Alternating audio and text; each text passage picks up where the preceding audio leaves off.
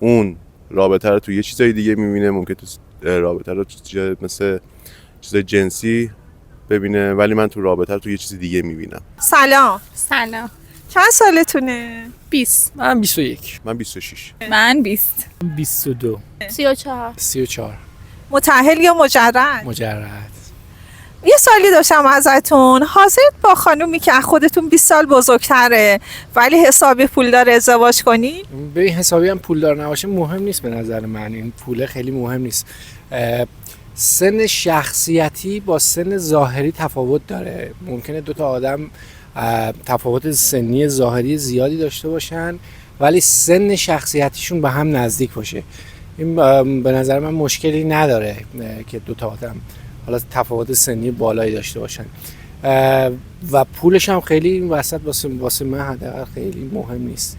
مهم اینه که به همدیگه بخورن، همدیگه درک کنن، رفتارشون، اخلاقشون، سیر زندگی و در واقع هدفهاشون به هم نزدیک باشه.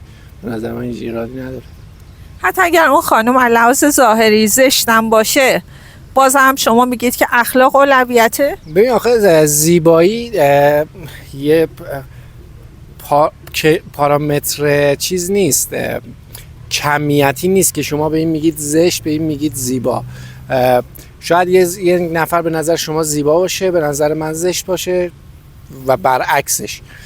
برای همین زشتی و زیبایی به نظر من تعریف خاص نداره که شما اسم اینو بذارید زشت اسم اونو بذارید زیبا. برای یک فرد یک کیفیته و نه برای من خیلی اونجوری قابل اهمیت نیست اون زیبایی حالا ظاهری و اینا.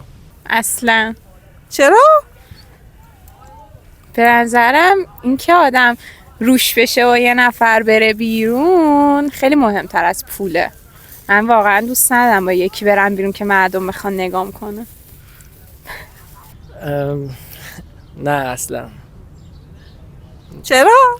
راستش مثلا دلایل خاص خودشو داره. حالا مثلا ایشون که مثلا سنش که بیشتر، حالا 20 سال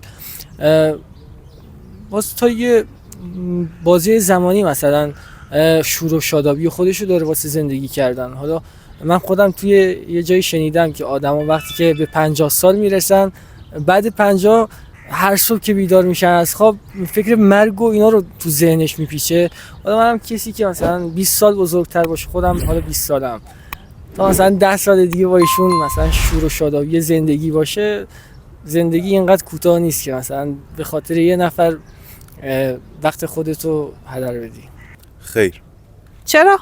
هم سطح نظرات هم خواستهایی که داره و طرز فکرش با من خیلی ممکنه فرق بکنه از نظر سنی، چون هر چی سن بالاتر میره طرز فکرم تغییر میکنه. بعد وقتی که سنش از من خیلی بالاتره نمیتونه منو درک کنه، نسبت به هم درک خیلی کمتری داریم. اون رابطه رو تو یه چیزای دیگه میبینه، ممکن تو رابطه رو مثل چیزای جنسی ببینه، ولی من تو رابطه رو تو یه چیز دیگه میبینم. من تو رابطه رو تو درک شدن، فهمیده شدن، دوست داشته شدن، محبت دیدن، محبت کردن میبینم، ولی اون رابطه رو ممکنه تو نیازهاش ببینه. اگه اخلاقش با من بخونه چرا که نه؟ مهم اخلاقه، مهم پول اصلا اهمیت نداره به نظرم. درسته، یعنی سنشون و هیچی براتون جذابیت نداره، فقط اخلاقش مهمه. اخلاقش این که مثلا چجوری بگم سازگاری، یعنی با همدیگه شما مکمل همدیگه باشید، یعنی تو زندگی بتونید با همدیگه گلیمتون از آب بکشید بیرون. پول مهم نیست، اخلاق مهمه. اخلاق داشته باشه زندگی درست میشه. اخلاق خاصی مد نظرتونه؟ مهربون باشه، زیاد دست به کتک نداشته باشه، گیر نده، همین دیگه. همین کافیه. یعنی پس پول خیانت نکنه، دروغ نگه، همین. پس پول براتون ارجحیت نداره؟ 100% خیر. چرا؟ به خاطر اینکه همه چیز توی زندگی پول نیست.